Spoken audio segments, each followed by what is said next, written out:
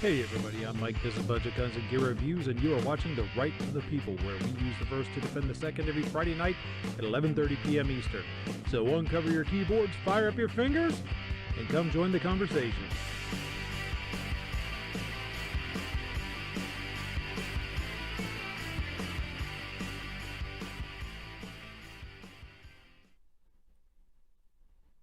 Hey everybody, I'm Mike with Budget Guns and Gear Reviews, and this is The Right of the People. It is Friday, February 19, 2021, and as always, we got some stuff to talk about. But before we get into all that, I would like to welcome my esteemed panel. We have the tactical Pickle himself, Calaveras 32 Special, with us. How you doing, Pickle? I'm doing just fine, Budget. Thank you for the invite. And thank God for another beautiful Friday night. You betcha. Looks like we got the irascible yet lovable Squibload hopping in here at the last second. How are you, sir? Better late than not at all. Damn Skippy, man. And even if you are late, doesn't matter. Think it's great? Come on in.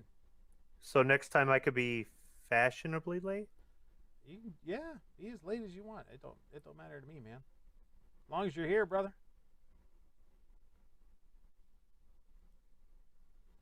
Trying to get this doggone live chat viewer to work. I keep trying to get it to work. It just never seems to want to.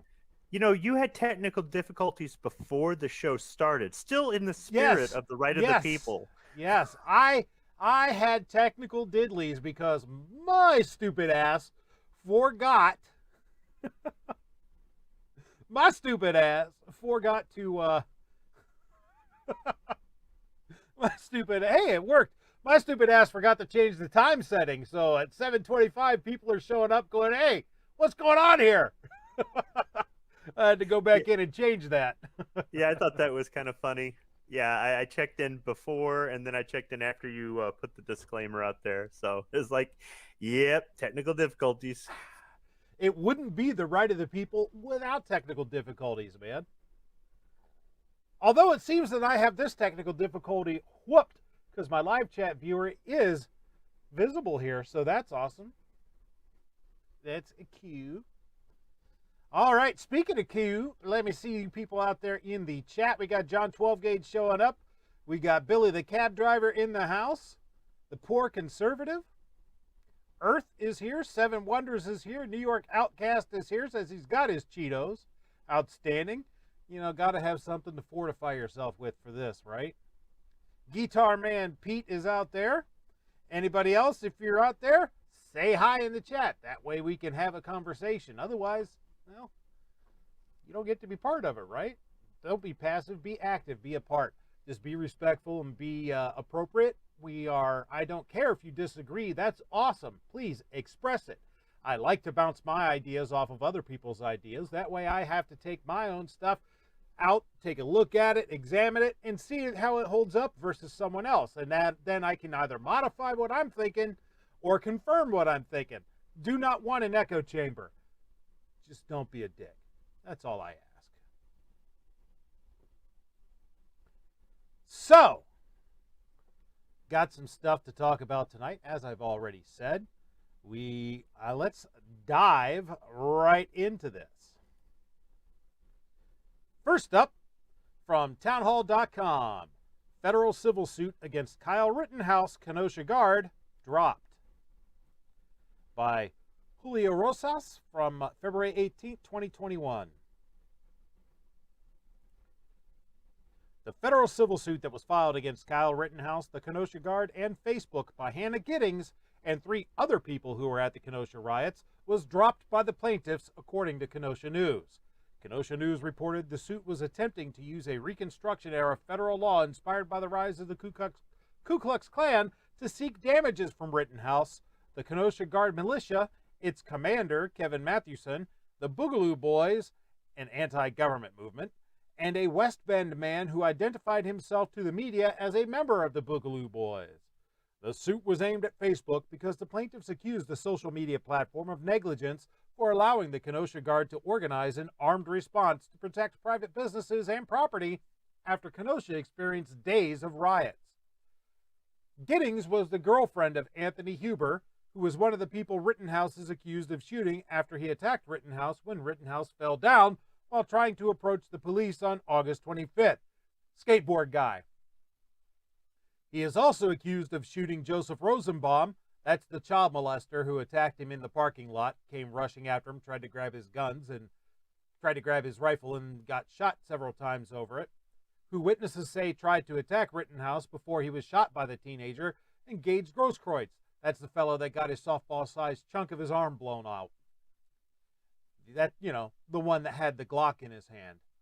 The following video was taken after Rittenhouse shot Rosenbaum. I was up the street when the first set of gunshots were fired. When I ran down the street, that is when I saw the second round of shooting take place.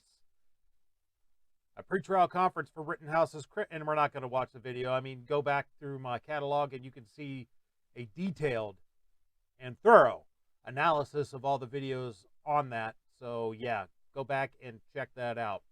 A pretrial conference for Rittenhouse's criminal trial is scheduled for March 10th.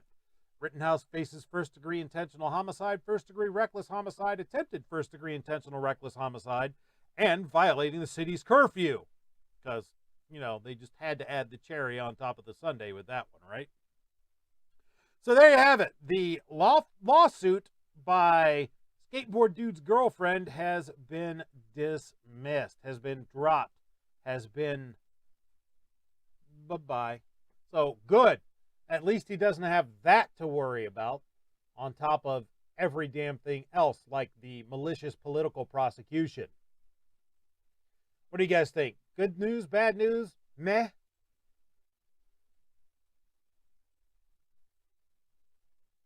If I can get to them. Oh, sorry. Go ahead. If I can get to the mute button in time, I think we were both scrambling to get to it. The lawsuit was brought by the girlfriend. Correct. Anthony Huber's girlfriend.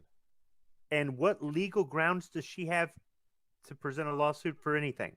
Heck if I know. She's the girlfriend. Yep. So I think they might have thrown it out because it didn't have a leg to stand on. It's not maybe that it was unpopular or it was going to take time or cost money. It's that she's the girlfriend. Yep. And she was a participant in the rioting. With the way things are going, being a participant in the riot, depending on which side you're on, seems like it would be giving people more credibility, unfortunately. Yeah, unless you're on the conservative side, in which case then you are absolutely vilified, demonized, and screwed. Exactly. But that's where, as for having their name attached to it, her name attached to it, sounds like it may have been filed by organization and they needed an individual's name to add as a plaintiff, so that may have been where her name was used for. Because I know that's for a lot of the Second Amendment cases. It's being brought by Second Amendment Foundation or whoever else, and they have to have one person's name to be the lead plaintiff. So that's what they reach out to various people to be that lead plaintiff. Yep. But that's for. It seems like it's gonna be a good thing for Rittenhouse, with having one less thing on his plate to deal with. From what I can tell, it was a lawsuit that really, to borrow a phrase from Squibb, didn't have a leg to stand on, because he did violate the curfew. There was a few things on that night that he did that maybe weren't the best of ideas, yada yada. But most of the stuff they're trying to go after him for is beyond the level of stupid. Well, as who was it said this out there in the chat? Guitar Man Pete. Every round fired was in self-defense. Anything else is a misdemeanor. And he's dead on. No pun intended. Speaking of out there in the chat, Mark Burks says, "Free Kyle. He did us all a favor by taking out the garbage." With which the poor conservative agrees. Mystic Guns is in the house. How you doing? Jason Stewart is out there. Hello. Earth is in the house. I think I might have said hello to Earth already, but hello again. Clover's in the house. Civil, civil, civil. You can sue anyone for anything, but yes, doesn't mean it will ever go anywhere. Guitar Man Pete said OJ was acquitted but found liable, and that's a very good point. You know, I tell my students in my concealed carry classes all the time that you do not necessarily, even if you win the criminal trial, you can still lose every cent you have in the civil trial. And I use O.J. Simpson as a perfect example of that. And, but that depends on where you live. Well, that's true. Yes, like that won't happen where I live. That's against the law here. And yes, I'm sure there's other states that have that, right? I heard about that one. Probably.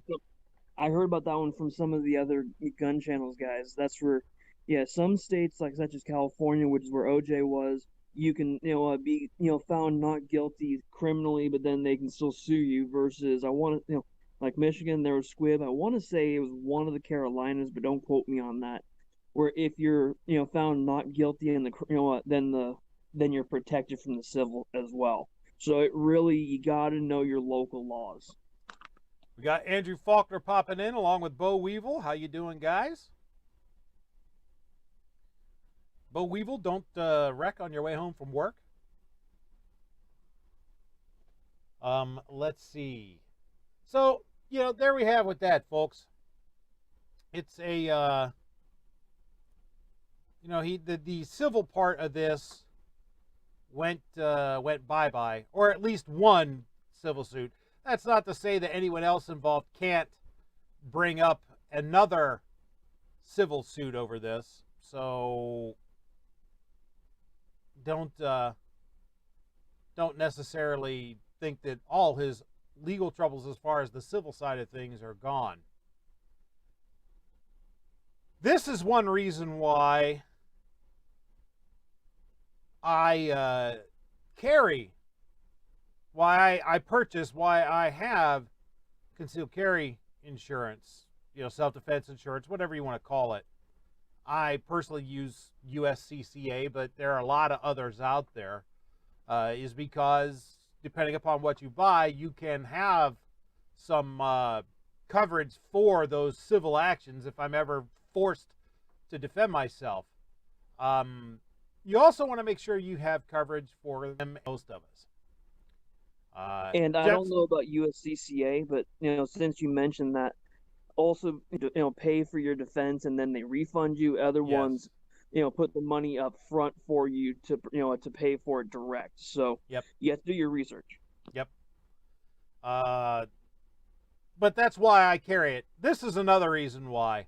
This is a piece from KTVU.com. Oakland Chinatown store owner who intervened in robbery arrested. Oakland, California. An Oakland Chinatown liquor store owner was arrested by police after he intervened in a robbery outside his store on Monday, KTVU has learned. A 36-year-old man faces one count of felony assault with a firearm, authorities said. A community member told KTVU that the store owner fired 4 gunshots when he witnessed a woman being robbed for her camera outside his store at 9th and Franklin Streets on Monday at around 5:45 p.m. No one was injured after his gun went off. Pardon me. Oakland's new police chief addressed what occurred at a Tuesday news conference. We don't want people to fire weapons into our community. There could be unintended victims, Chief LeBron Armstrong said. The chief's message was that Oakland should come together as a community and citizens should not put one another in harm's way. The store owner was bailed out on Tuesday at $60,000, the sheriff's department said. The Alameda County District Attorney's Office will review the case. There is no timeline available on when the possible charges will be filed. Armstrong said there is now a liaison officer assigned to Oakland's Chinatown neighborhood as the neighborhood faces safety concerns. Now, I don't know all of the facts of the case. I know everything that I just read here is what I know about this. I don't know whether the robber had a gun, a knife, a bat, a stick, a feather, nothing. Whether he was beating on the woman to the point where the store owner feared for her life, I don't know.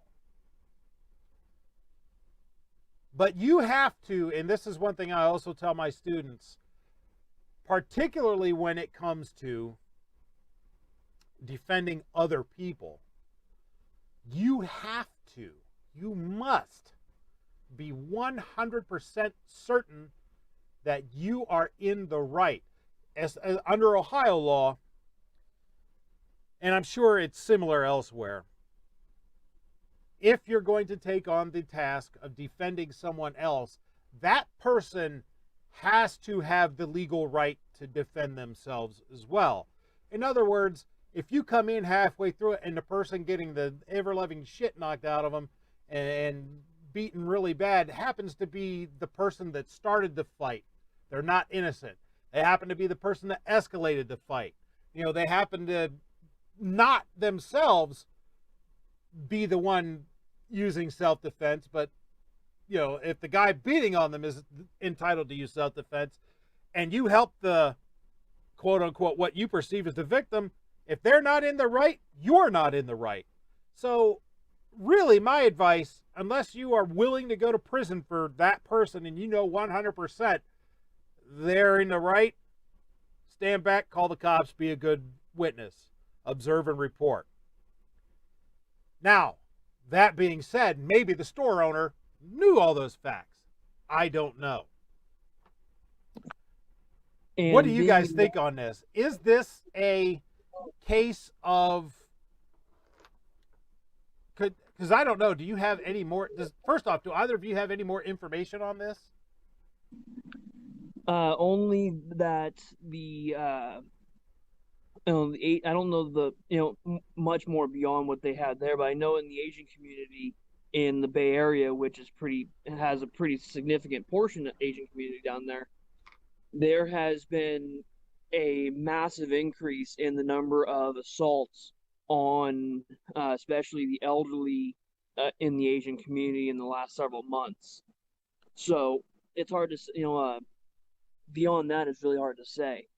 Yeah. But from what little I do know, that's for like, okay, robbery, unless the person, has done physical harm to the person that they were trying to, rob from, at least, here in California, you're probably better off, being a good witness.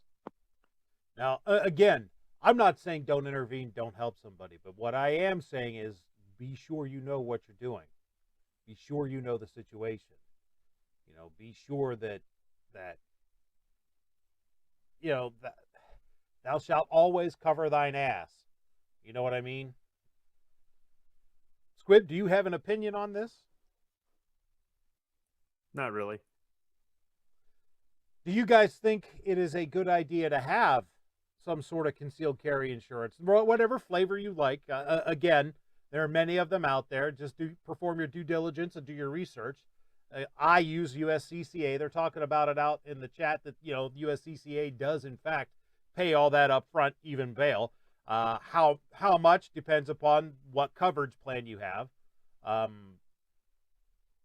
that's what I've chosen to go with. And so far, I've never had to use it, and I hope I never do. But then again, I hope I never have to use my fire extinguisher either, but I got one. I'm more of a second call defense kind of guy, but I don't think this should ever be mandatory. That's no, absolutely my biggest not. concern. Absolutely not. Once they make it mandatory, the prices will go out of control.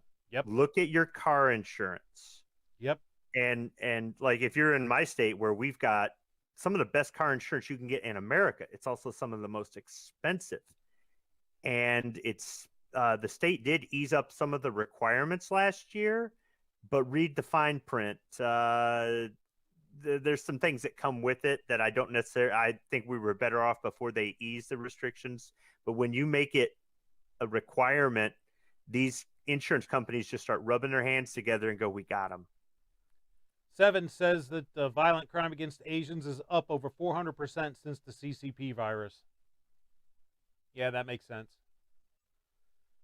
And you're right. Anytime anything becomes mandatory, the prices get jacked up. And I don't ever think that having concealed carry insurance or firearm insurance or any really any sort of insurance like that should be mandatory.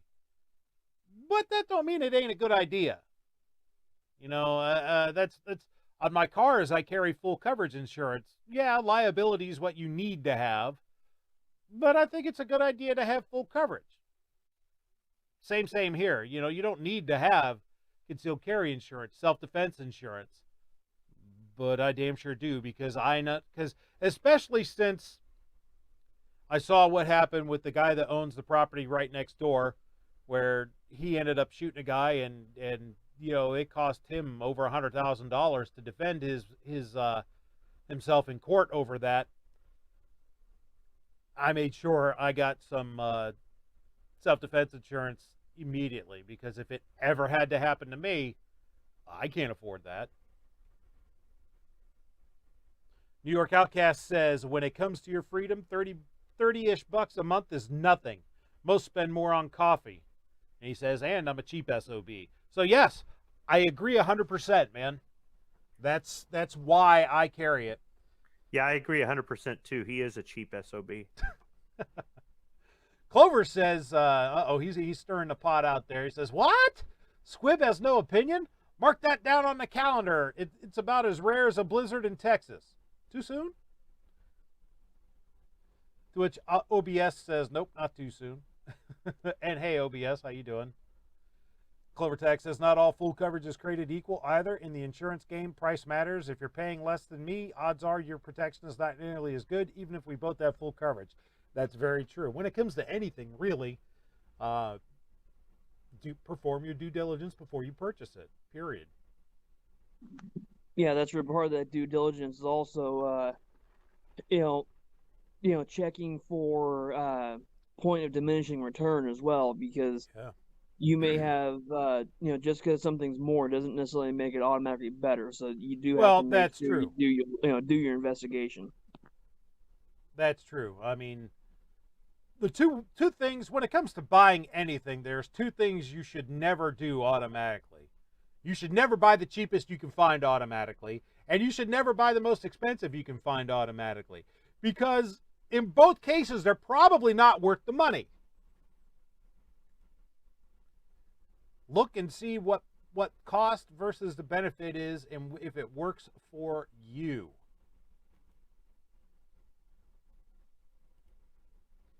But yeah, I think it's a good idea to have concealed carry insurance of some kind. Moving on to the next wonderful HR 127, and then even better, the HR 125, the Gun Safety Not Sorry bill.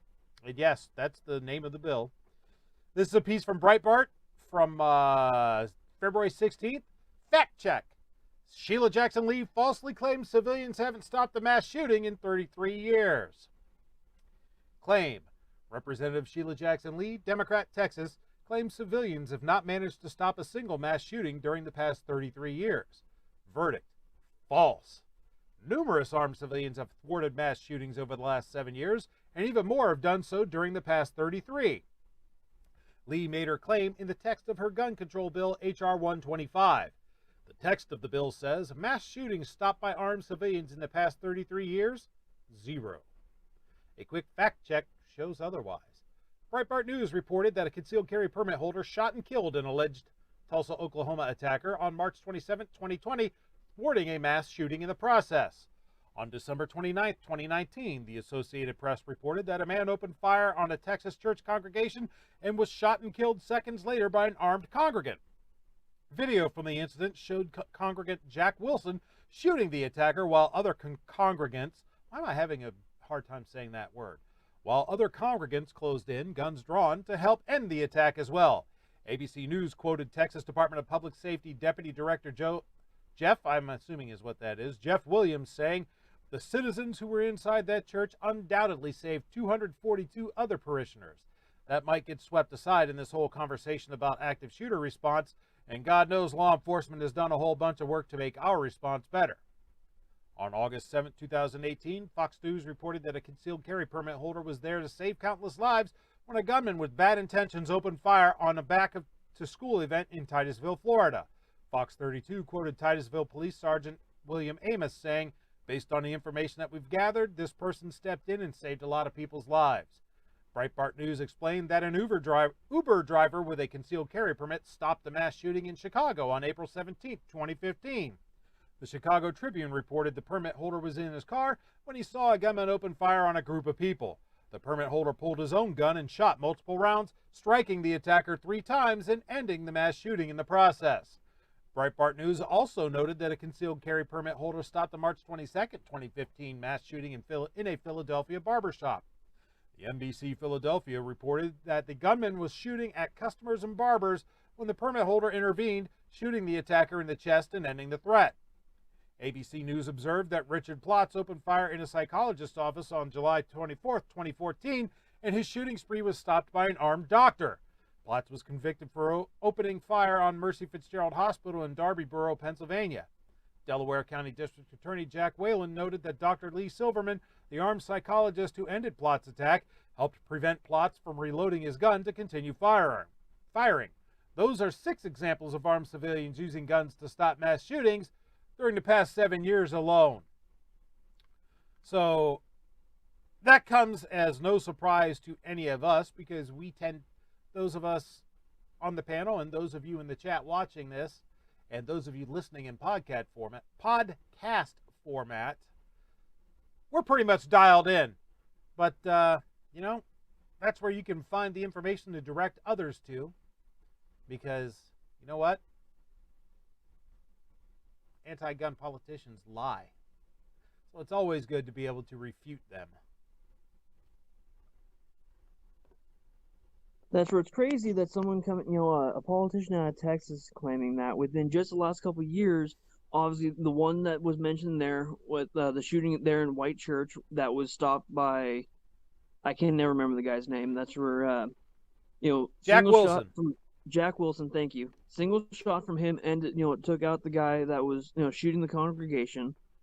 And just a few years ago, you had using a pistol chambered in .357 SIG for those who think the cartridge is worthless. It is. Just a few years ago, you had the guy with the AR that engaged the guy, and then pursued the other Texas shooter. Was that Sutherland Springs? Yeah, I think that was Sutherland Springs. So that's 2 of them. Just in the last probably 5 years in Texas alone. So how do you get off saying that it hasn't happened in 30 years when you can have 2 in one state in 5 years? Yes, Guitar Man Pete, you're absolutely correct. How could I forget? It's Big Dick Jack Wilson. Somebody else watches Brandon Herrera.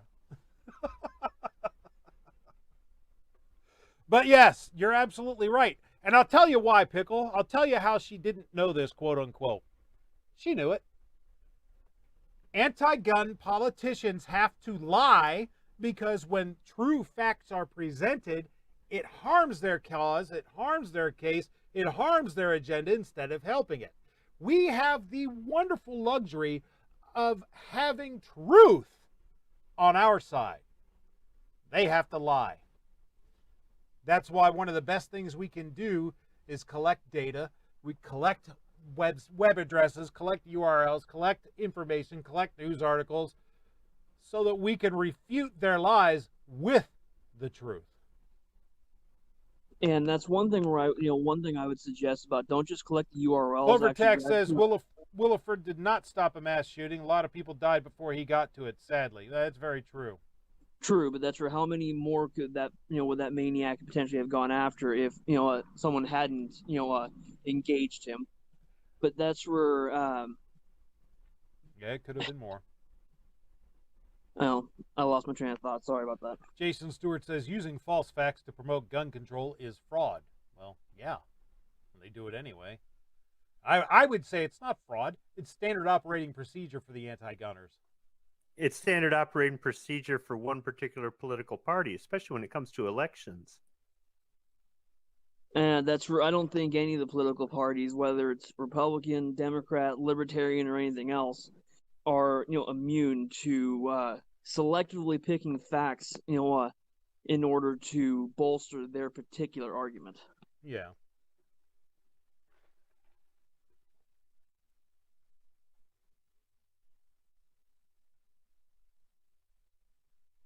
I can just imagine, as crazy as this lady is, what her constituents must be like. Putting her in office, they look at her, look at what she does, look at how she represents them, look at, the things she says, and they're like, oh yeah, this is the one. My goodness.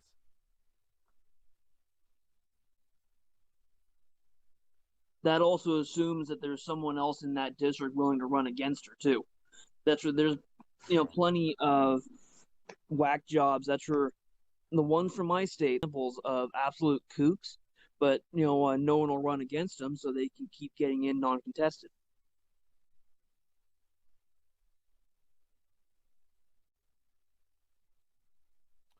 Clover Tech says, so devil's advocate here. Assume this and assume that. What if the guy walking into the church only intended to kill one person? Then no one stopped the mass shooting.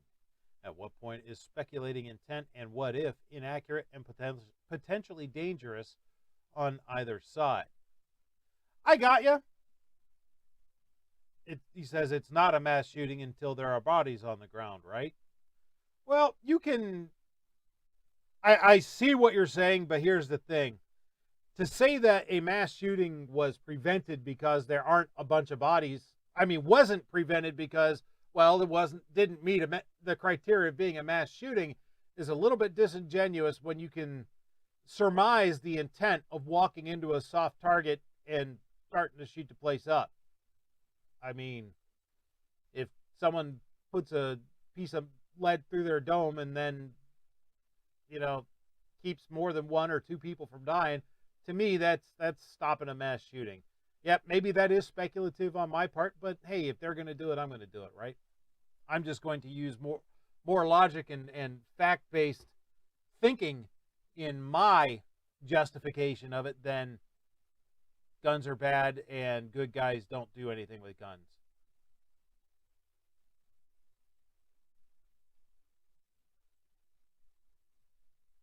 And Guitar Man says, regardless, guns save lives. Denying that is dishonest at best. With which Clover Tech agrees.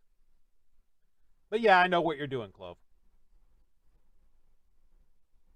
And to which Guitar Man Pete rightfully points out, you cannot prove a negative. Yep.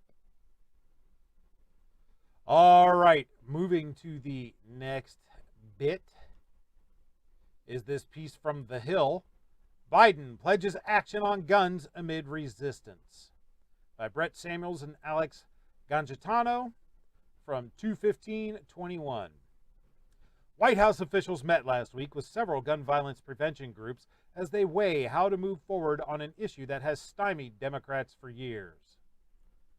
So I can tell you right now, if you didn't already know, The Hill has a left-leaning / maybe not so much left-leaning, but anti-gun bias. Just by the fact that they call them gun violence prevention groups, because they're not preventing shit.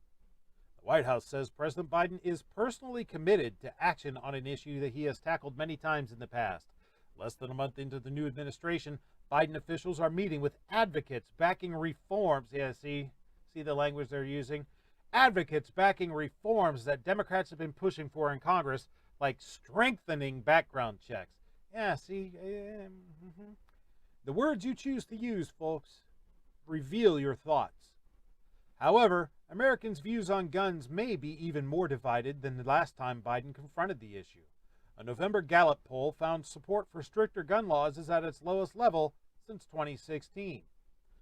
Well, no kidding. With all the chaos and confusion and burning and attacks and beatings and violence over the past year, along with 20-some million new gun owners, I'm pretty sure that support for gun control is at a low ebb, which is a good thing. But anti-gun violence groups, at least they're right in how they wrote it, anti-gun violence groups still see momentum. Brady, Giffords, Everytown for Gun Safety, and Moms Demand Action met virtually on Wednesday with Susan Rice, the head of the Domestic Policy Council, and Cedric Richmond, a senior advisor to the president. Officials familiar with the meeting said Rice and Richmond signaled the White House was prepared to use multiple avenues to try to curb gun violence, including executive action, though the administration has yet to roll out any specific proposals. But President Sniffy's not coming for your guns. Come on. Come on, man. I think everything is on the table. I think the White House is certainly supportive of Congress doing their part. Because then Joe doesn't have to shoulder the responsibility for it. I think there are things we'd like to see happen through legislation, but certainly there is a role for executive action, said Adzi Vokiwa, Director of Federal Affairs at Giffords, an anti-gun violence advocacy group. The meeting comes as gun sales are on the rise across the U.S., which has been attributed to the concerns that Biden will act on gun control and amid fear and uncertainty around the pandemic and protests over racial injustice. They had to throw race into it. Always got to throw race into it anytime they get a chance. Have to have that hot button emotional issue. Sunday was the 3rd anniversary of the Marjorie Stoneman Douglas High School shooting in Parkland, Florida. Rice and Richmond held a call Thursday with most of the families of the victims of the shooting, a White House official said, and listened to stories about their loved ones and work they've pursued since the shooting. Biden, who visited Parkland to comfort victims' families in 2018, pledged during his presidential campaign to take numerous actions to try to curb gun violence. He vowed to pass legislation banning the manufacture and sale of assault weapons and high-capacity magazines and buy back the ones already in circulation. Yeah. The president's campaign website also said he would enact universal background check legislation. This meeting provided more evidence that the Biden administration is committed to being the strongest we've ever seen on gun safety, said John Feinblatt, president of Everytown for Gun Safety, of Wednesday's meeting. With COVID making gun violence worse and armed extremists literally holding our democracy at gunpoint, the time for action is now, and we fully expect to see it soon. First off, let's go ahead and throw COVID into every damn thing because, we need to make people more scary.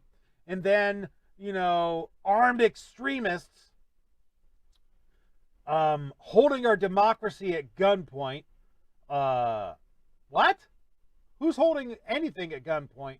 And for another thing, we don't live in a democracy. We live in a constitutional republic, asshole. But I digress.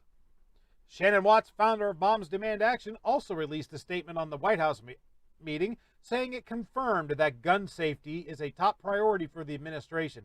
If gun safety were a top priority for the administration, we'd be having education classes in schools teaching gun safety and proper gun handling and what to do and what not to do with guns and educating people about them. But that's not what they're talking about.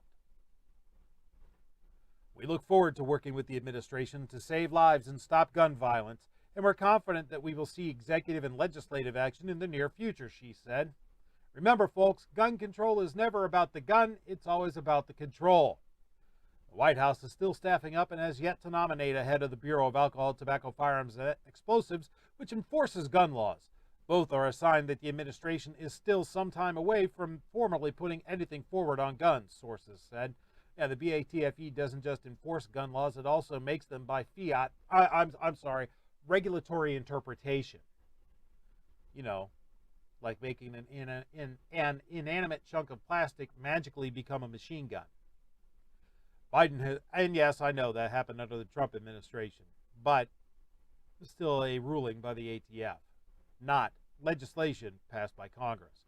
Biden has repeatedly been involved in efforts to pass stricter gun laws dating back to his time in the Senate. He helped pass the Brady Bill in 1993, which implemented the modern background check system that advocates are now pushing to reform. Well, yeah, advocates are pushing to reform it, like getting rid of it because it doesn't work worth a shit. And he helped pass the original assault weapons ban, which FBI statistics have proven did zero, zip zilch nada, nothing to stem crime. Although through executive orders, Biden could change or expand the definition of who is in the business of selling guns, prioritize funding for community violence prevention programs, which isn't necessarily a bad thing. I know some of you are going to excoriate me for this, but I do agree with the liberals who like guns on this, Liberal Gun Club, with root cause mitigation instead of going after the tools. So yes, let's go ahead and do something to... But even if they use the money for the investigation, they'll ignore the results of the study, like they ignore the FBI statistics. You're most likely right, but if we can do something to get a little assistance into the communities, not necessarily what they would think about doing, but something to get in there to give another option, that might be a good thing. But I digress. Anyhow, where was I? Poorest funded community violence prevention About programs. wasting taxpayer money. Yeah. And eliminate ghost guns by defining what constitutes a gun according to gun control advocates. In other words, make it so that you can't make guns yourself. The term ghost gun refers to guns available for purchase, typically without a background check or a serial number, that are not fully finished or may have a missing part. In other words, that you make yourself. In other words, stuff like this frame that is not a gun because it isn't finished.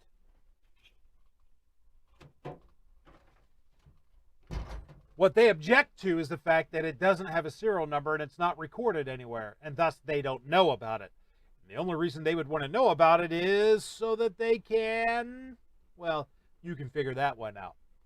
Momentum has repeatedly hit a wall in Congress, even as mass shootings become commonplace in the United States. Congress failed to pass stronger gun laws after the Sandy Hook shooting when Biden was vice president, and initial optimism fell by the wayside following back-to-back massacres in El Paso, Texas, and Dayton, Ohio in 2019. While Democrats control the House, the party would need all 50 members in the Senate to rally around gun legislation and be joined by at least 10 Republican senators to overcome the legislative filibuster.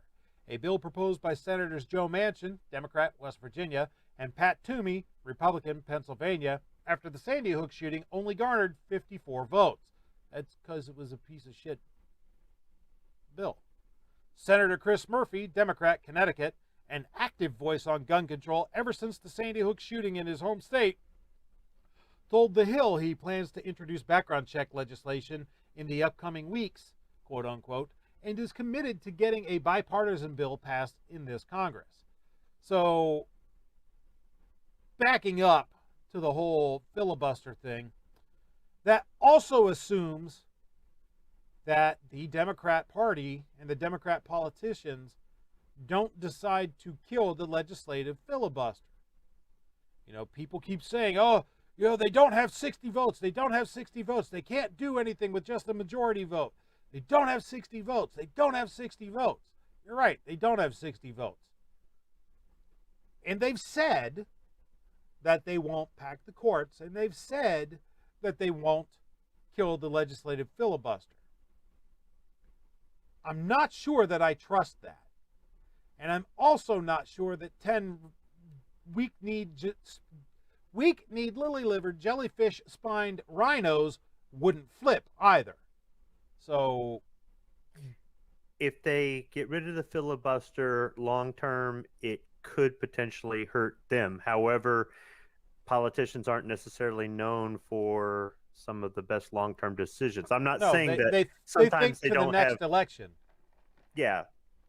And the only time they look at long-term is when they know that they can continue to stay in power.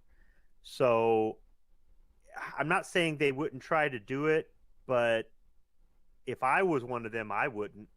I'd be taking away one of my resources by getting rid of it. Yeah, I wouldn't want to do it either, but who knows? If they felt that they would get enough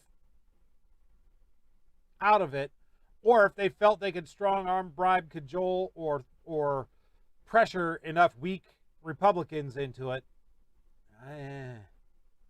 But anyhow, President Biden and his administration are clearly committed to signing common-sense gun violence prevention legislation into law and taking executive action to save lives and make our communities safer. 2 years ago, we got pretty darn close to striking a bipartisan deal to expand background checks that I believe would have passed on the floor if Senate Minority Leader Mitch McConnell put it up for a vote, Murphy said. The Democratic-led House last Congress passed gun control legislation, but those bills never reached votes in the GOP-controlled Senate. That bill, The Bipartisan Background Checks Act is aimed at strengthening background checks for gun purchases and passed the House on February 27, 2019. A day later, the House approved the Enhanced Background Checks Act, which would close the so-called Charleston loophole, giving federal investigators more time to do background checks. Representative Mike Thompson, Democrat, California, who authored the Bipartisan Background Checks Act, has not yet reintroduced it this Congress, but the bill is expected soon. In other words, what they're talking about is universal registration, because in order for any background check act to be enforceable, you have to know who has what, and hence registration. The White House is definitely committed to gun violence prevention, and Mike's top priority on this issue is the Bipartisan Background Checks Act. We're still actively working with leadership and advocates on timing of that bill, a Thompson aide said.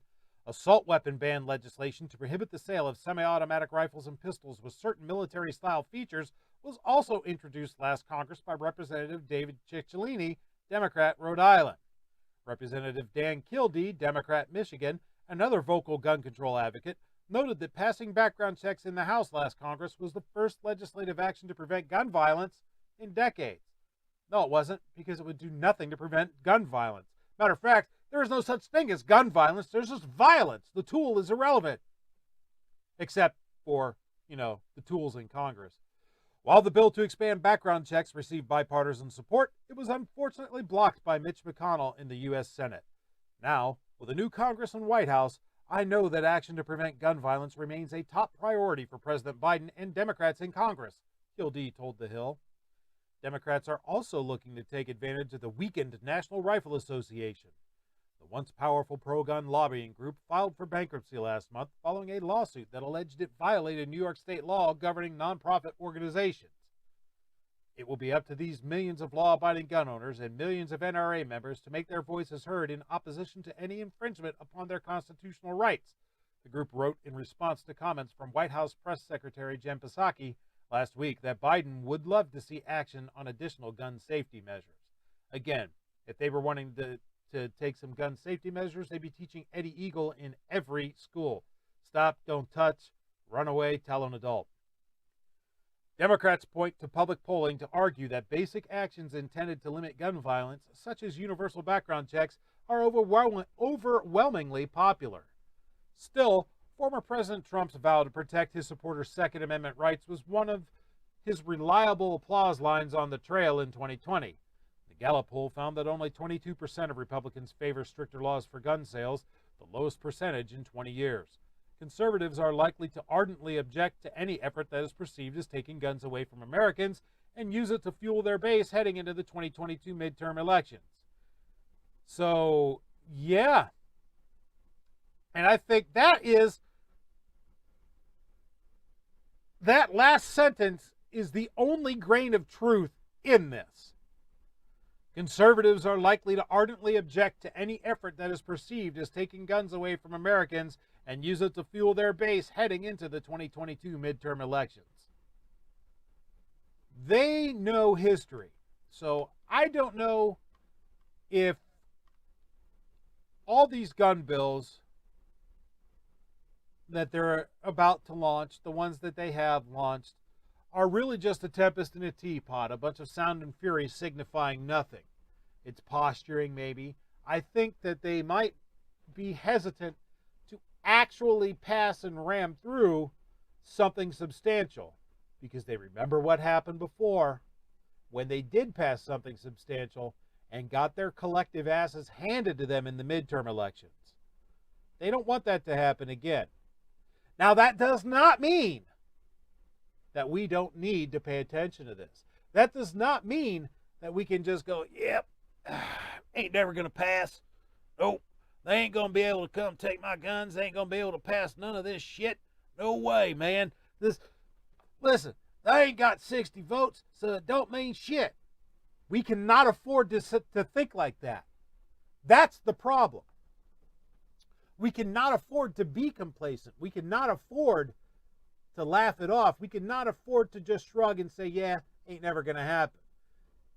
We have to act as if every single one of these is a real threat and make sure we keep the pressure onto the politicians, particularly the so-called pro-gun politicians on the Republican side of the aisle, to stand firm against these types of bills, because we have all seen it where someone who's supposed to be pro-gun waffles and flops and does the flip-flop and changes their position and does something anti-gun.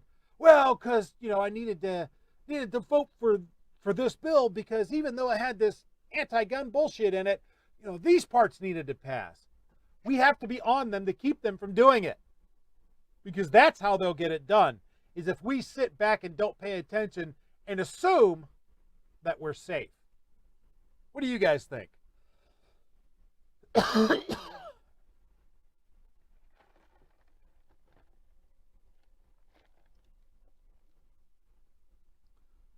Don't everybody go at once, like we normally do.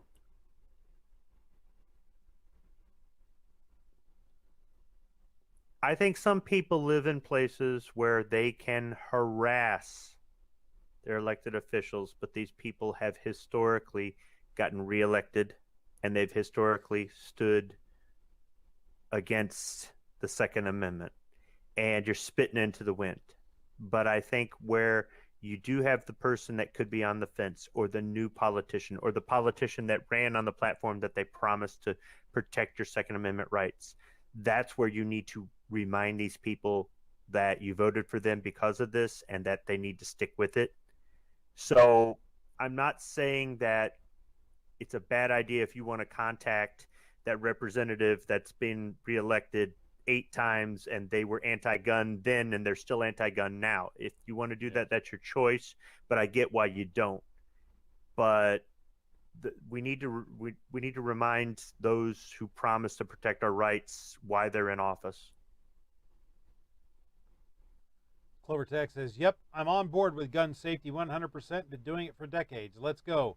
Make me the federal gun safety czar and let's do this thing.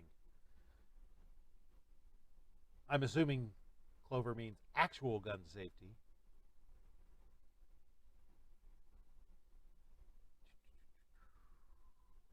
Clover Tech says, I think Squibb is right.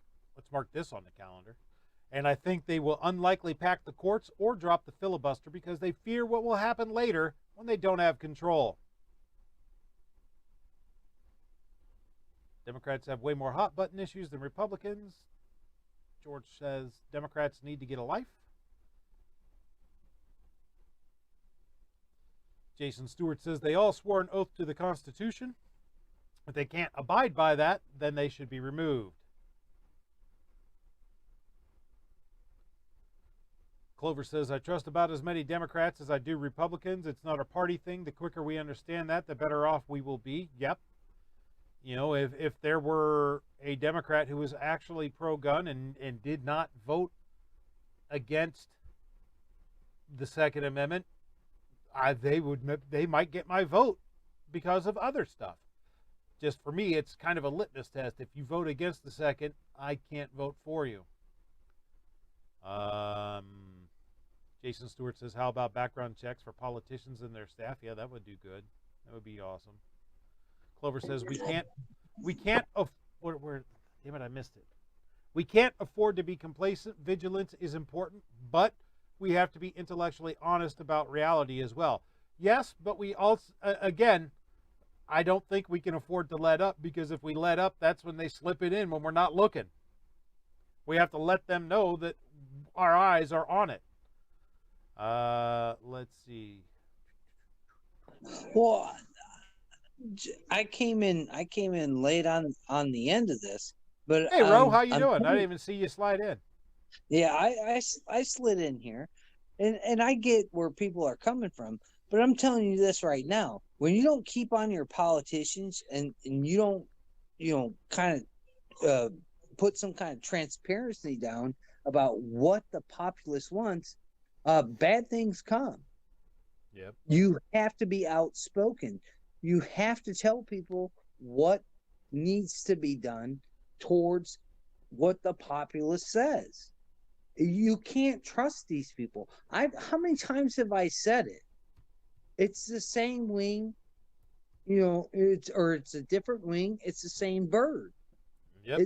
These people aren't going to fall into this notion that, oh, all of a sudden I'm going to just switch my policies and switch what I've been doing for decades, because they've been in rule for decades, and have something come in here. But we're going to have to really clamp down on our politicians. I am so grateful of what happened today for my state, and I urge other people. This didn't happen overnight. Nothing happens overnight.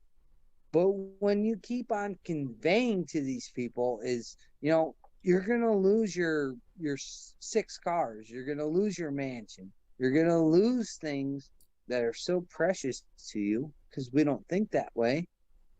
Things are going to change, and you are going to be the things that change. Then you start seeing something kind of snowball into what we got in my state. Don't bury your head on these people. These people really stink at what they do, and it's always good to remind them of where they're at. Aussies out there barking around saying they're going to get you looking at the obvious bad bills, then hide them one at a time in large omnibus bills. Yep, been saying that for weeks. Did somebody let one of those little troll dolls in here or something? Is that what I saw on the in the chamber? I really honestly ask you guys, the bill was put forth, the $1.9 trillion bill that the Biden administration has put in there. Of course, $1,400 are in there of your own money. Please go look at that bill. Please, if you can't look at it, please put in an effort for Freedom of Information Act and go look at what they just put forth, because this will be voted on. And dude, it's like a gajillion pages. Look and see what's in there.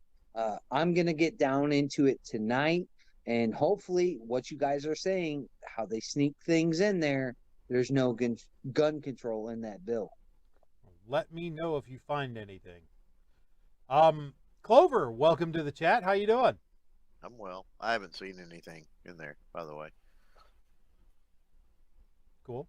So I yeah. assume you came in because you had something you wished to contribute. Yeah, so my comment, and you mentioned it when I talked about the intellectual honesty, and I'm pretty consistent talking about that. Fear mongers, scare tactics. We hear all these buzzwords, right? We hear them on our side. We hear them on the other side. And let's be honest, that's what they are. They're buzzwords. And a lot of times when we just throw those buzzwords out, this person's fear mongering and this person, using scare tactics, it's ignored. And that's why I try to shift my language and explain more what I'm talking about. And so here's what I'm talking about with that. And I'll give 2 examples. First example is the HR 127, right? That's a big, huge nothing burger in and of itself. Absolutely. The problem, or the potential problems, the things that we got to look out for, right? The things we got to be paying attention to, is not HR 127. And people are using that HR 127, Sheila Jackson Lee, she's an idiot. Oh, look how horrible all this is. Da, da, da, da. And they're putting the focus on the wrong things. That's my point. We have to be intellectually honest about to point blank say, look, this is a nothing burger. This bill, look at the name of it. It's like the licensing, and first of all, it's got the name of unfortunately a student from the Santa Fe tragedy, which is a virtue signaling play, obviously. Mm-hmm. Second of all, it says in the title, the Licensing and Registration Act or whatever. That's going nowhere. It's going nowhere because they're scared to death. That's the number one argument with universal background checks and everything else, as we all know, it requires a registration. And they're not going to. Firearm Owners Protection Act contained the Hughes Amendment, right? But it was called the Firearm Owners Protection Act, which sounds good, right? That sounds great, right? So bills don't get named, we're going to screw you over Act of 2021, right? It's not going to happen. So then you look at the balance of powers, which is sort of what you were alluding to with the filibuster and all of that earlier, which I'll get to that in my second example.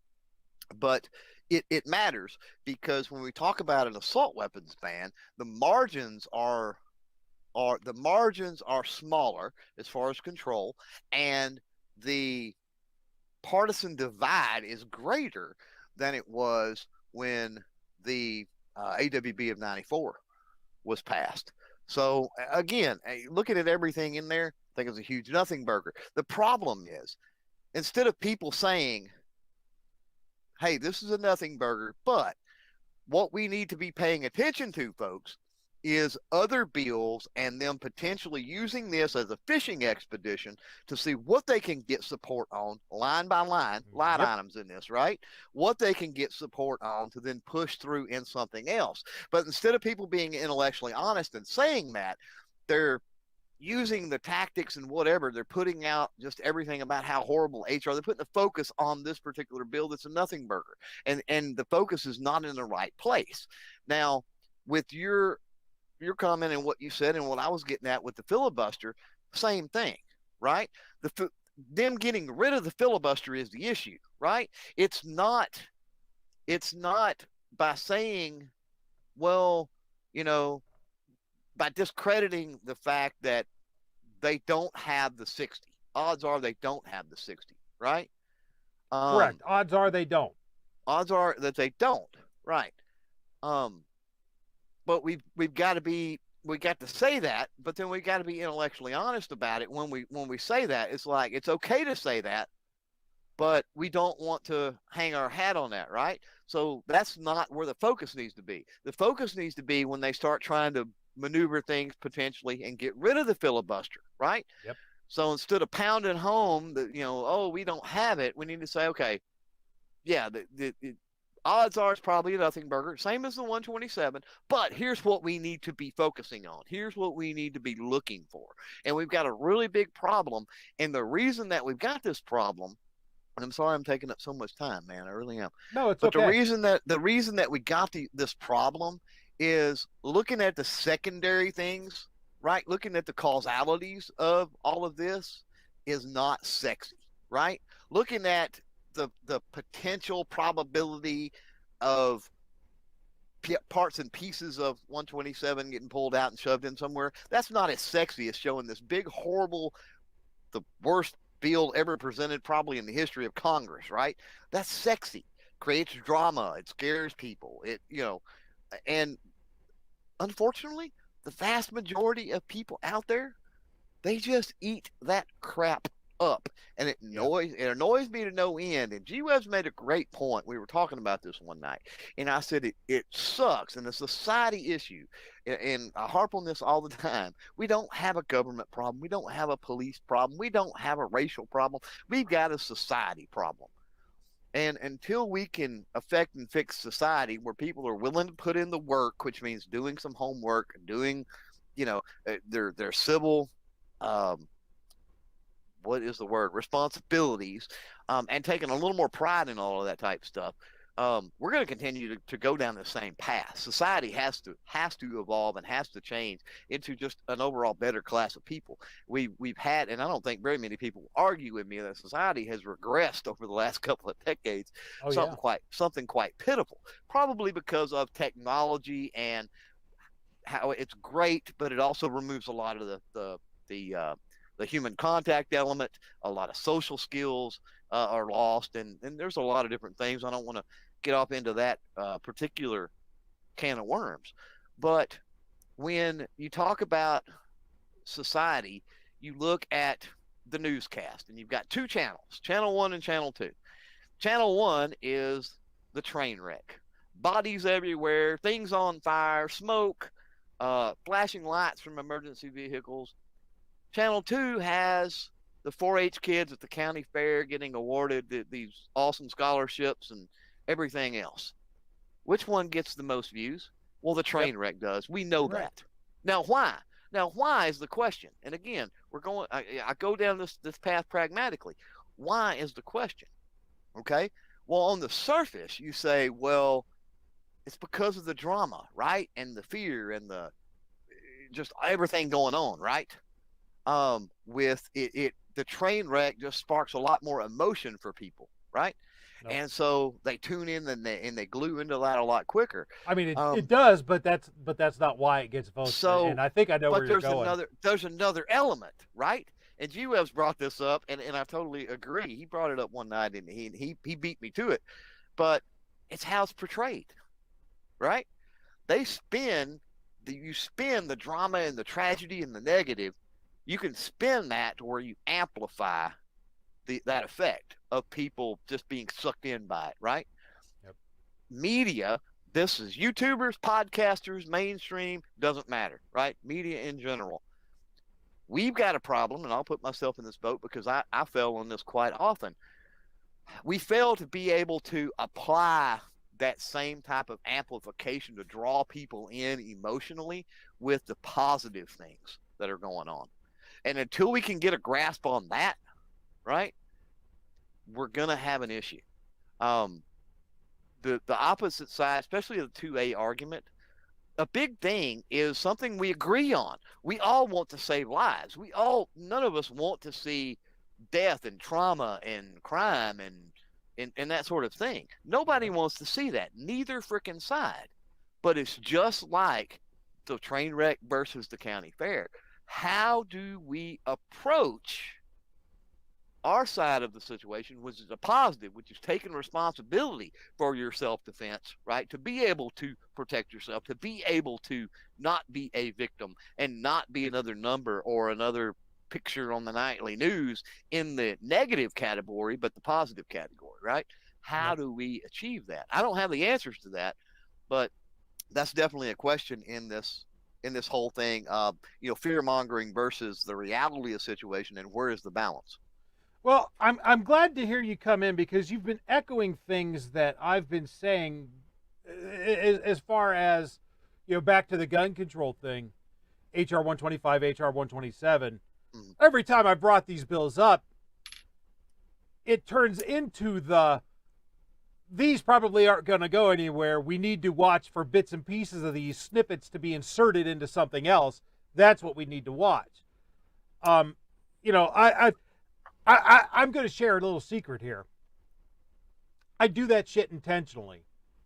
When these things come up, I in my titles and my thumbnails and in all that, I play up the drama aspect of it to get people in here.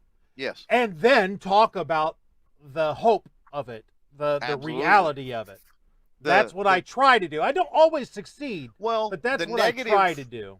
The negative side of that, and as a YouTuber and anybody else out there that does videos and stuff knows this to be true, there are people that see your title and go no further. Just like there's people that read that headline and they go no further. Now, I'm not putting that on you or anybody else. That's a problem with this. The problem I was talking about with society. And people don't go any further. They don't want to put in the work that is required, as being an active participant in civics and being a citizen of this country. And again, it's a societal issue. And yes, if you want to get the views, that's the game that unfortunately you have to play to get people in. And I absolutely don't have a problem with that. But what I got a problem with is how people drop the ball, right? And I'll use another example. And I don't like tooting my own horn on this because honestly it wasn't a big horn to toot anyway. But the ATF brace thing come out, right? The comment period. YouTube, social media, everything blew up. I think it's safe to say that as a collective, regardless of how you feel or whether it made a difference or not, I think that we did come together as a collective. I think that we did turn out comments during that comment period, and I see that as a positive thing. Yeah. Now, fast forward a couple of weeks, a month or so after that, Federal Registry, Department of the Treasury, the Federal Comptroller, had a comment period. I think I was the only person that even talked about it. And actually, I'm wrong. We Like Shooting. They talked about it too. I found out actually a few days ago. We talked about it. Kudos for them. We talked about it in an episode of The Right of the People too. But I think you would agree that microscopic sliver of a percentage of people talked about that as Yep. opposed to the ATF. Why? You're talking Why? about with the Office of the Comptroller. Yeah. About banks discriminating. Yes, correct. Yes. Yeah. Yeah. Why? Because it wasn't sexy? It's not Because sexy. it wasn't the That's ATF? why. Because it wasn't. Well, we need to be consistent, right? And we do. That's my opinion on it. And if there was anybody that you follow, if you're out there and you're just a listener, and they didn't talk about it, maybe you need to shut them people off. Or maybe you need to send them an email and say, look, I found out that this went on. You didn't talk about it. You need to do better. Hold some of these, if we can, talking about the media aspect and the coverage, and I don't care if it's YouTube, social media, podcasting, mainstream, whatever, right? If you come across stuff that people aren't talking about, then tell them.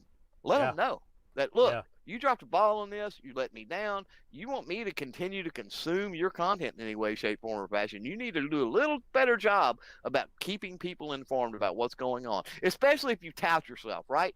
I don't tout myself as a big 2A channel, and, I do a lot of things behind the scenes, and you do this show, and it's awesome, and it's great, right? And people come here.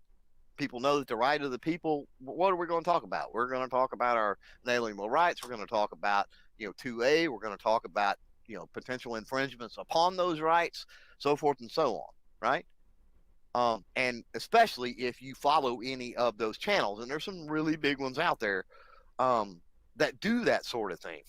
Yeah. But then the comptroller thing, you heard nothing. It was crickets. Why? Yeah. Why? Because it wasn't sexy. It didn't say ATF on it. How were they going to sell it? How were they going to put that out to their people? And it's that how, which is the difference between the train wreck and the county fair. By the way, folks, budgetgunsandgear@gmail.com. If you have anything that you think I need to be talking about, shoot me an email. Let me know, because if I don't know about it. I was just going to say, and if they got complaints, send those to shootingleftofcenter@gmail.com. Yes, absolutely correct. That is the complaint office. As somebody who was vigilant or involved or whatever you want to call it before there was YouTube and garbage like that, which, by the way, this is a great resource, but it can also be a big problem as well. It's how it's used. Yeah. I started to see the fear mongering. I call it Cheeto Man. Cheeto Man is the guy that sits on the couch eating Cheetos, watching TV, hugging his AR-15, going, "Thanks for doing all the work, losers." They're the person that has the ability to go to a rally or take somebody new to the range or join some gun rights organizations or jump on these live shows or do all of the things that we know work, right? But they don't want to. They want us to do the work, and they're not going to get off the couch until you say they're coming to take your gun. Then suddenly they're pulling out their wallet or doing whatever. And then as soon as the frenzy dies down, they're back to on the couch eating Cheetos. And for me, I don't need that. I'm not on the couch eating Cheetos, so I don't need somebody to fearmonger me. And over the decades, I started seeing it initially with the NRA, and then over time I started seeing it with everybody. It's insulting to me. It's like the boy who cried wolf. And I don't know if there's other people out there that have been doing this longer than just since Sandy Hook, and they're not newbies, and they're insulted too, or they're, I don't want to hear it, the fear mongering is just, I know what it's there for, but I just don't like it. Well, it's so cliched at this point, right? Whether it's fear mongering or the whatever you want to call it, right? The gloom and doom and I don't understand how there's so many thousands, tens of thousands, millions of people that still buy into it. And I mean, I guess it's like everything. I mean, pick a topic, right? Pick a political topic. And I don't like to get off into specific other political topics, especially when we're talking 2A. And I'm not going to. I'm just going to say, pick one in your mind right now. It's the same thing, right? Oh yeah. It's the same exact thing. Well, let's go ahead and move on from the doom and gloom, because as you guys who pay attention to the show know, I like to start with that kind of stuff. Here's what our potential dangers are, but then here's some good stuff going on. Speaking of good stuff going on, this is from the NRAILA.org. And Montana, Governor Greg Gianforte signs permitless carry legislation into law from February 18th. National Rifle Association's Institute for Legislative Action applauds Montana Governor Greg Gianforte for signing House Bill 102 into law. HB 102 is an NRA-backed legislation that recognizes law-abiding gun owners' right to carry a firearm without first obtaining a permit. On behalf of the NRA's more than 5 million members, we thank Governor Gianforte for his leadership in recognizing the right of law-abiding Montanans to defend themselves and their loved ones without being required to seek government permission, said Jason Ouimet? Well, I don't even know how the hell to pronounce that. Said Jason Ouimet, whatever. Executive Director, NRAILA. The NRA will continue standing up and stepping forward to protect and preserve our most basic fundamental freedoms here in Montana and across the United States. HB 102 strengthens Montana's self-defense laws by allowing law-abiding Montana gun owners to carry a firearm for self-defense throughout the state without a government-mandated permit. The bill also removes a number of Montana's gun-free zones and ends the unnecessary disarming of Montanans as they go about their day-to-day lives. It does not change prohibited person laws, any law governing the misuse of a firearm, or when force may be used in defense of self or others.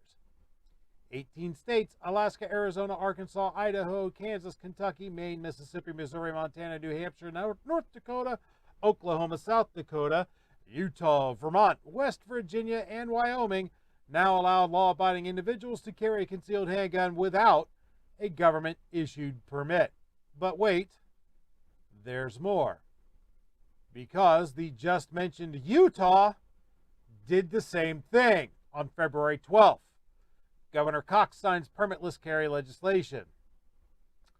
Utah Governor Spencer Cox signed HB 60 into law. The NRA would like to thank Governor Cox for his strong commitment to the Second Amendment and the rights of law-abiding citizens. There's no reason a law-abiding person should have to ask permission to carry a firearm for self-defense, said the executive director of the NRAILA. The passage of this bill demonstrates Utah's commitment to protecting the Second Amendment rights of its citizens. We thank Governor Cox, Representative Brooks, and all who supported this important bill. Be sure to contact Governor Cox and thank him for signing this important piece of legislation. Additionally, be sure to thank the more than 36 sponsors and co-sponsors, as well as the overwhelming number of lawmakers who voted in support of this important legislation. And it gives you a place to click for a list of sponsors and vote counts. So that's pretty awesome. Congrats to the folks in Utah and Montana. We have some news coming up out of Ohio, the Buckeye State. This is from BuckeyeFirearms.org. 4 Ohio pro-gun bills and 1 anti-gun bill to watch. This is from February 17th by Dean Reich. At midnight on December 31st, 2020, the 133rd Ohio General Assembly ended. All bills not passed at that time died. Immediately, the 134th General Assembly began, launching a new 2-year period to change the laws of the state. Over the last 2 weeks, several gun-related bills have been introduced. HB 12, Enforce Constitutional Rights. Sponsor Diane V. Grendel. To provide for a writ of mandamus or prohibition to enforce a person's constitutional right against a chief administrative officer or elected executive official whose duty is to uphold the Ohio and United States constitutions. In other words, they must enforce your constitutional rights. They are not allowed to infringe it. So good. HB 62, designate Ohio a Second Amendment sanctuary. Sponsors Mike Loychik, Diane V. Grendel, to designate the state of Ohio as a Second Amendment sanctuary state and to name this act the Ohio Second Amendment Safe Haven Act. HB 89, to repeal the duty to promptly inform. Sponsor Scott Wiggum, to modify the requirement that a concealed handgun licensee must notify a law enforcement officer that the licensee is authorized to carry a concealed handgun and is carrying a concealed handgun when stopped. The law says that you must promptly inform the law when you're detained for a law enforcement purpose. you must promptly, and it doesn't go to specify what promptly is, inform the law enforcement officer that if you are a concealed handgun license holder, you must inform them that you are carrying. That sucks because that's been abused. People have gotten in trouble because they haven't been able to promptly, because the officer has told them to shut up. So, yeah. Good thing that that bill is on the agenda. HB 99, exempt armed school personnel from police training. Sponsor, Thomas Hall. To expressly exempt persons authorized to go armed within a school safety zone from a requirement to complete extensive peace officer basic training. In other words, they have to go through the same, right now, in some jurisdictions, they have to go through the same training as police officers in order to be an armed school employee, which is complete bullshit. But in addition to those pro-gun bills, we do have an anti-gun bill coming up. So we need to watch this as well, Buckeyes. HB 38, required duty to retreat. Sponsors, Thomas West, Adam C. Miller. To repeal Senate Bill 175, passed last session, and bring back the duty to retreat in Ohio. A whopping 30 co-sponsors support this bill, seeking to undo our victory from the last legislative session and, once again, infringe on your fundamental right of self-defense by bringing back the nonsensical and onerous duty to retreat. Despite the overwhelming number of co-sponsors and the obvious disdain for the rights of the law-abiding, we think it is unlikely that this bill will go anywhere. Most likely, it will simply be used as a club to attack Republicans, including the governor who signed it into law, and raise funds for the next round of elections coming up in 2022. This new General Assembly is young, so you can look forward to more bills in the near future. Note that Buckeye Firearms Association maintains a list of bills we support or oppose, which you can refer to at any time. Each listed bill links to the Ohio Legislature website, which provides the text of the bill, supporting documents, status, committee votes, and a record of all activity to date, including hearings and testimony. In addition, BFA will keep you up to date on legislation with articles on this website, information in our free weekly newsletter, and discussions on our brand new podcast, Keep and Bear Radio. So, there you go, folks. We have some good news coming out of the Buckeye State. That's awesome. At least in my humble Buckeye opinion. Mm-hmm. And what's that up to on permitless carry or constitutional carry? 16 or 17 states or something? 18, I think. 18? Something like that. Yeah, there's a lot of them. Yeah, a little less than 20 for sure. I don't know the exact number. Hopefully Texas is not far behind at this point. Yeah, 2 more to the list, and just a few more to go. That is it for our topics, our main topics. And we only have one candidate for Moron of the Week. Public can't function under a threat of armed violence. The January 6th attack on the U.S. Capitol has warned our nation, like nothing that's come before, that lawmakers at all levels are vulnerable to such threats. Even the ones who weren't there, like AOC, who almost died.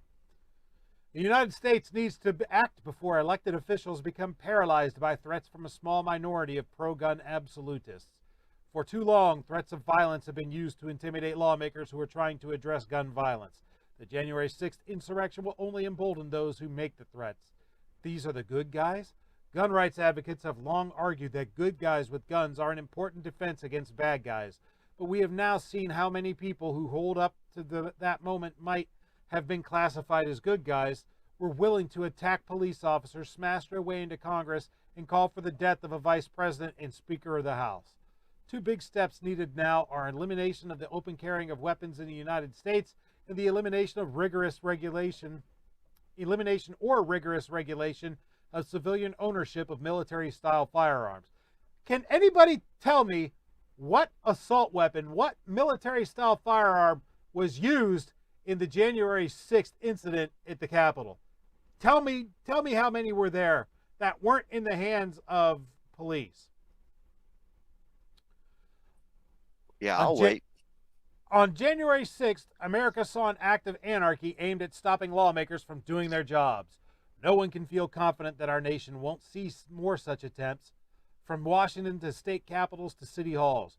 Current laws are so lax they essentially give military weapons to terrorists. So yes, folks, because you disagree with what the government does, you're a terrorist. But it's okay. It's okay when you're burning, looting, and murdering and destroying cities and destroying private property and killing people and beating people and robbing people in the name of social justice, quote unquote. That's fine. You're just mostly peaceful protesters. But if you're protesting what they're doing, then you're a terrorist. So I'm not even going to read the rest of this bullshit. I'm just going to say, Chicago Sun-Times editorial board, you people are the morons of the week. Then And you there we should had never another tale of read stupidity. anything. Texas Capitol and trying an insurrection because you can carry in the Texas Capitol. So, yeah, good luck with that. But I'm sorry, man. I'm losing my voice this week. This week, we are going to move from the ridiculous to the sublime.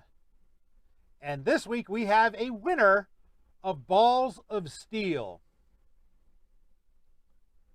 This is a piece from WACH.com. Elderly couple fights back against armed home invader. From Tuesday, February 16th, 2021.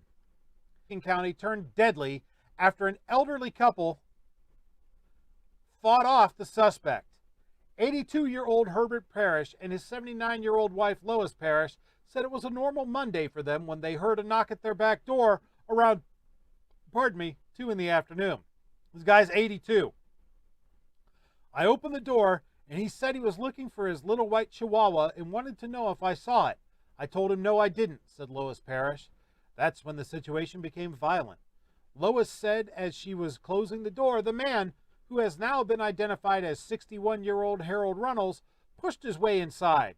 According to a police report, Runnels pulled out a large knife and began attacking Mrs. Parrish. I felt we're gone. He's going to kill us and take what he can take, said Herbert Parrish. That's when the Vietnam veteran decided to fight back. He was not going to go out that door and leave us alive. That's the way I felt. That's why I said, I've got to do something quick and get the edge on him, get the advantage on him, said Parrish.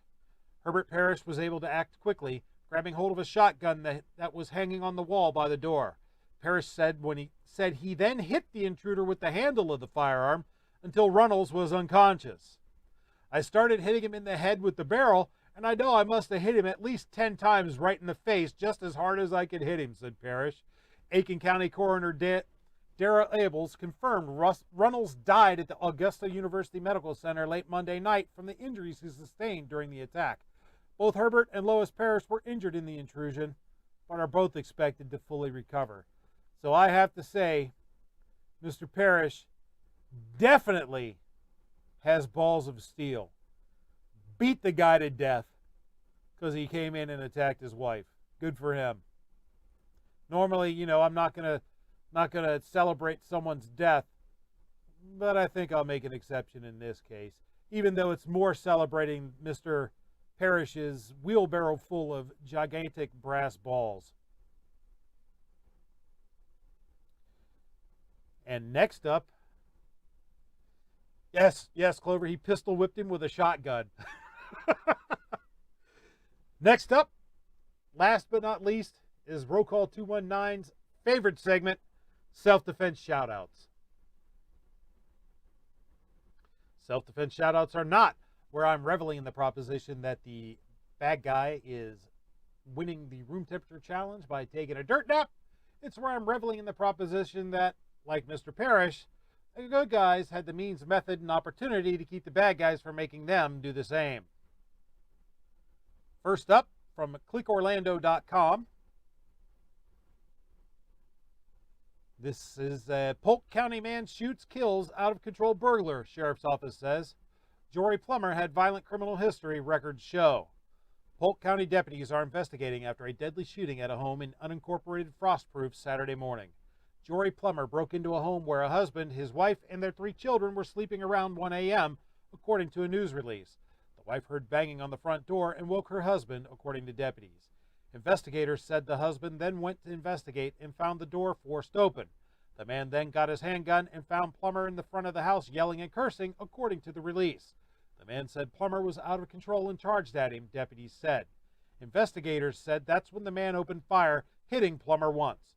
Records show Plummer started to walk away, but turned and charged a second time, causing the man to fire again. Plummer ultimately died at the hospital. People have a right to be safe in their home, and when necessary, defend that safety, said Polk County Sheriff Grady Judd. At this point in the investigation, the evidence indicates that the resident acted in self-defense. According to a release, Plummer's criminal history includes 9 felonies and 9 misdemeanors, including sexual assault, domestic violence, battery, tampering with evidence, forgery, resisting a law enforcement officer, possession of marijuana, driving on a suspended driver's license, violation of probation, and failure to appear. So, good for you, sir. Good for you. Next up is this piece from arclatexhomepage.com. Local homeowner kills alleged intruder who opened fire, wounding female inside home. Did I read this one last time? I read this one last time, so I must not have fully deleted this one. My bad. It's a repeat. Yep. This one isn't, though. Fox6now.com from 5 days ago. 12-year-old shoots intruder, killing him during armed robbery at North Carolina apartment, police say. Goldsboro, North Carolina. Police said a 12-year-old shot and killed an intruder during the armed robbery at an apartment in North Carolina early Saturday morning. Police said in the apartment they found a 73-year-old woman had been shot.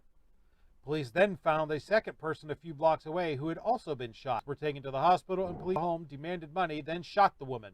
That's when a 12-year-old in the apartment pulled out a gun and shot at the intruders in self-defense, police said. Police said the 2 intruders then ran off, though one had been hit.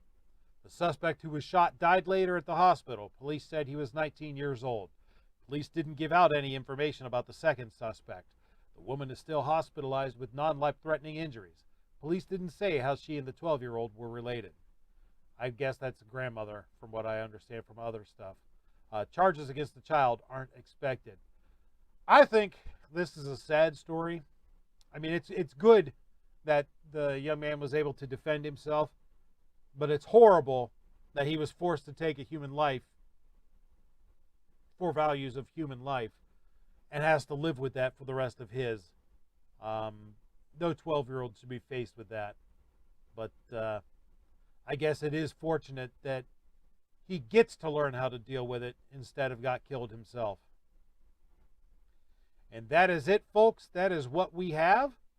I want to say thank you to everybody who came and showed up here in the chat and on my illustrious and esteemed panel. Speaking of my illustrious and esteemed panel, I would like to thank Clover for dropping in earlier. Apparently he had to bounce out of the panel. Thanks for coming by, Clover. Go check out clovertack.com. Find him at Clovertack here on the YouTube and all over the damn place. Does some really good stuff. Also want to thank Calaveras 32 Special, the tactical pickle himself. You can check him out here on YouTube at Calaveras 32 Special. And he's also on Instagram and Facebook and Discord and all that other stuff too. Like to thank the 2 remaining members of the panel. The irascible yet lovable Squiblo. Thanks for coming by, sir. Is there anything you'd like to leave us with?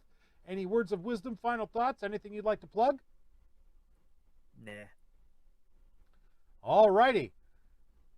I should be calling you the irascible yet laconic Squiblo. Roll call. Always glad to have you here, brother. Is there anything you would like to say to leave our guests with, leave our chat members with, and anything that you would like to plug? Where can people find you? Yeah, man. Thanks for having me. It's always a great show, like always. People don't invite me on these shows. Even the people that skirt out early, they don't invite me to their shows because that's just the way it is. And I appreciate that because it shows that, you know what, I'm a little bit of controversial. I want to thank my great state of Indiana for trying to pass constitutional carry. That will be in, hopefully, that legislature here coming in the next few months. And Awesome. as much as I want it to come through now, we might have to wait a little bit for it. So I just threw a video on that. You can go check out my YouTube channel. It's controversial, just like everything else. I don't have sponsors. I ask you if you want to donate to Patreon. My links are down below on the videos that I throw out. If you want to just bypass Patreon, okay, use the PayPal link. It'll help you out and it'll come directly to me. If that's what you want to do, fine. If not, like, comment, share, and subscribe all of your favorite YouTube content and help those people out to force the algorithm to put their videos up front and center. It'll always work out that way. Thank you again, Budget, for having me. Thank you for all you guys that watch this stuff, whether it's here or on replay. And like always, we'll catch you on the next one. And I want to thank everybody. You guys that are here on YouTube already know where to find me, right? If you're listening to this in podcast, you can check it out on YouTube and live at budgetgunsandgear.com is where you can find all kinds of other stuff that I do, usually links to this, that, and the other thing. But here on YouTube, it's Budget Guns and Gear Reviews. The show is The Right of the People. You know, as always, I want to thank everybody on my panel and in the chat. Without you, this show is absolutely nothing. I just see myself as the guy that facilitates this thing. You guys are all the heart and soul of it. You could be doing absolutely anything, but you're here on a Friday night listening to us and talking with us, and I think that's great. Speaking of talking with, make sure you talk to your Congress critters and elected representatives. Let them know what you think about this crazy crap that they intend to do. Send them a snail mail, email, telephone, telegraph, carrier pigeons, bicycle messengers, smoke signals, whatever you have to do to let them know what you think, and never, ever, ever give up the fight. Talk to you guys later.